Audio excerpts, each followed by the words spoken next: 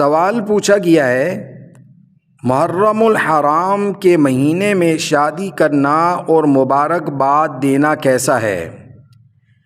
محرم الحرام اسلامی سال کا پہلا مہینہ ہے۔ کچھ لوگ اسلامی مہینے کی مبارک دے رہے ہیں تو کوئی غم اور نوحے بھیج رہے ہیں۔ بحیثیت مسلمان ہمیں محرم الحرام کا احترام کرنا چاہیے۔ قرآن پاک میں اللہ رب العزت نے سورۃ التوبہ میں آیت نمبر 36 میں ارشاد فرمایا ہے، منہا اربعۃ حرم، کہ 4 مہینے حرمت والے ہیں، برکتوں والے ہیں، عزت والے مہینے ہیں۔ ان 4 مہینوں میں سے ایک محرم الحرام کا مہینہ ہے جو برکت والا ہے، عزت والا ہے، حرمت والا مہینہ ہے، جبکہ ہم نے اس مہینے کو منحوس اور غم والا مہینہ قرار دے دیا ہے۔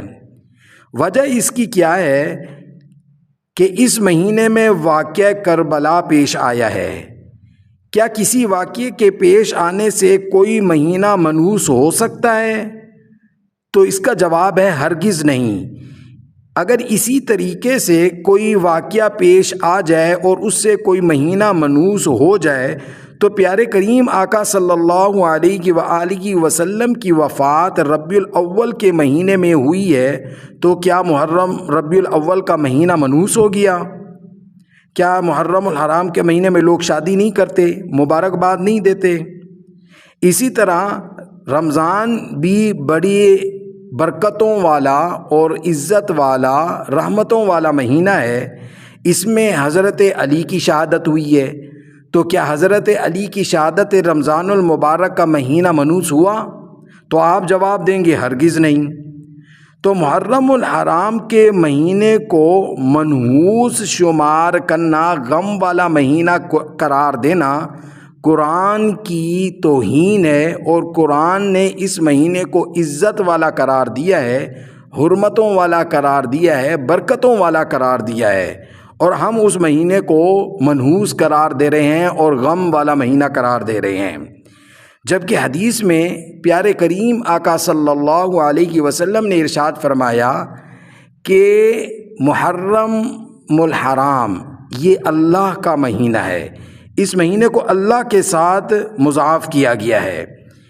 تو اس مہینے کی حرمت اور اس مہینے کا مقام اور اس مہینے کی عزت اور اس مہینے کی برکت اس حدیث سے بھی پتہ چل گئی۔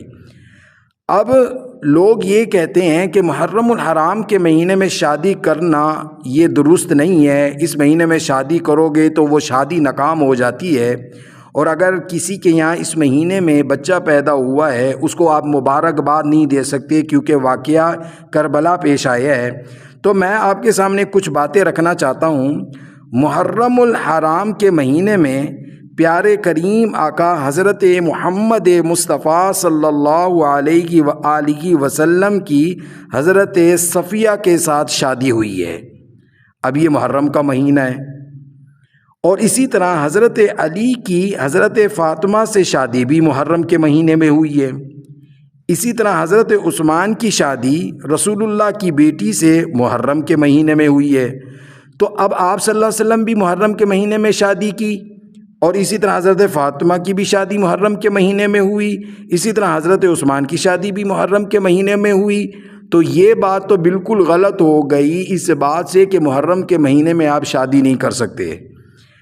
اگر شادی نہ کر سکتے تو آپ صلی اللہ علیہ وسلم نے کیوں کی، اور پھر اپنی بیٹی حضرت فاطمہ کی حضرت علی سے شادی کیوں کی، اور اسی طرح حضرت عثمان کی اپنی بیٹی کے ساتھ آپ صلی اللہ علیہ وسلم نے شادی محرم میں کیوں کی؟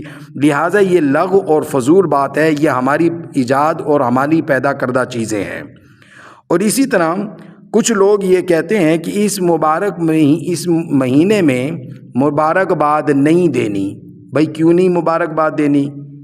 کسی کے یہاں اگر کوئی بچہ پیدا ہو گیا ہے تو آپ وہاں پر مبارکباد دیں، اس میں کوئی حرج نہیں ہے۔ اور دوسری طرف یہ کہا جاتا ہے کہ جو اس مہینے میں مبارکباد دے گا یا اس مہینے میں شادی کرے گا وہ شادی ناکام ہو جائے گی۔ تو اب میرا سوال یہ ہے کہ محرم اور صفر کے مہینے کے علاوہ دوسرے مہینوں میں جو شادیاں ہوتی ہیں تو وہ ناکام کیوں ہو رہی ہیں؟ ان میں طلاقیں کیوں ہو رہی ہیں؟ تو یہ صرف لغو باتیں ہیں اور ہماری ایجاد کردہ باتیں ہیں، اس کا دین سے اور شریعت محمدیہ سے کوئی تعلق نہیں ہے۔ جبکہ اسلام کا ضابطہ ہے کہ خوشی میں رب کا شکر ادا کریں اور غمی میں صبر اختیار کرنا، نہ کہ کسی مہینے کو منحوس قرار دینا۔ اب یہاں پر یہ بھی بات پوچھی گئی کہ اسلامی سال کا جو پہلا مہینہ ہے، اس کے شروع ہوتے لوگ ایک دوسرے کو مبارکباد دیتے ہیں، کیا سال کے شروع ہونے میں مبارکباد دینا صحیح ہے؟ تو اس کا جواب یہ ہے کہ سال کا نیا ہونا کوئی ایسی بات نہیں ہے جس پر مبارکباد دی جائے یا خوشی کا اظہار کیا جائے، کیونکہ سال کا نیا ہونا نہیں ہے بلکہ وقت کا گزرنا ہے، یعنی آپ کی زندگی کا ایک قیمتی سال کم ہو گیا ہے۔ اس میں تو آپ کو فکر کرنے کی ضرورت ہے کہ آپ موت کے قریب جا رہے ہیں، آپ نے آخرت کے لیے کیا کیا ہے۔